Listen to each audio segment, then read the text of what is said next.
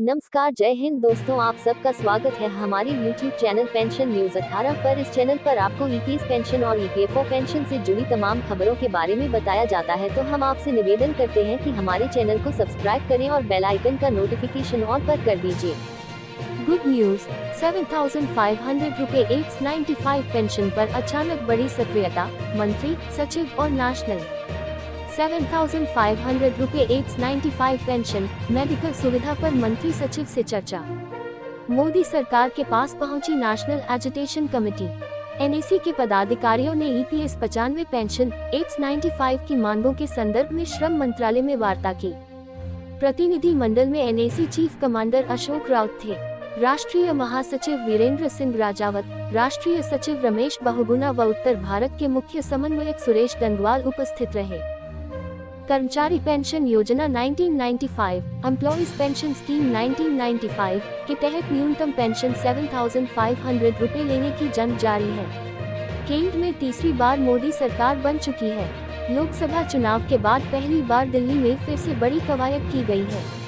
EPS 95 राष्ट्रीय संघर्ष समिति, नेशनल एजुटेशन कमेटी सरकार के पास पहुंची और पेंशन भोगियों के दर्द को खत्म करने की मांग की गई है।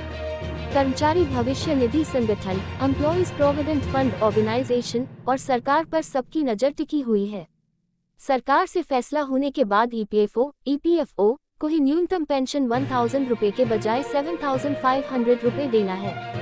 इसी मांग को लेकर ईपीएस 95 राष्ट्रीय संघर्ष समिति, नेशनल एजुटेशन कमेटी के राष्ट्रीय अध्यक्ष कमांडर अशोक राउत, केंद्रीय श्रम राज्य मंत्री शोभा करंदलाजे के साथ मुलाकात की। एनएसी के पदाधिकारियों ने राष्ट्रीय अध्यक्ष के नेतृत्व में ईपीएस 95 पेंशन 895 की मांगों के संदर्भ में श्रम मंत्रालय में वार्ता की। शोभा करंदलाजे ने कहा, पूरी जानकारी मिल चुकी। NAC chief commander Ashok Raut केंद्रीय टीम के साथ दिल्ली पहुंचे। श्रम मंत्रालय दिल्ली द्वारा प्राप्त सूचना अनुसार एनएसी चीफ ने अपने 4 सदस्यीय प्रतिनिधि मंडल के साथ श्रम मंत्रालय में शोभा करंदलाजे के साथ पेंशनर्स की मांगों पर विस्तार पूर्वक चर्चा की। मंत्री ने बताया कि एनएसी कर्नाटक के प्रतिनिधि हमें मिल चुके हैं व विस्तार पूर्वक चर्चा भी कर चुके हैं। तथ्यों पर आधारित दस्तावेज सौंपे। एनएसी प्रतिनिधि मंडल की ओर से मांगों से संबंधित तथ्यों पर आधारित दस्तावेज भी भेंट किए गए। प्रतिनिधि मंडल का पक्ष सुनने के बाद मंत्री के निर्देश पर एनएसी प्रतिनिधि की संयुक्त सचिव श्रम आलोक मिश्रा व अवर सचिव श्रम के साथ भी विस्तार पूर्वक सकारात्मक चर्चा संपन्न हुई। पेंशन में वृद्धि व मेडिकल सुविधा।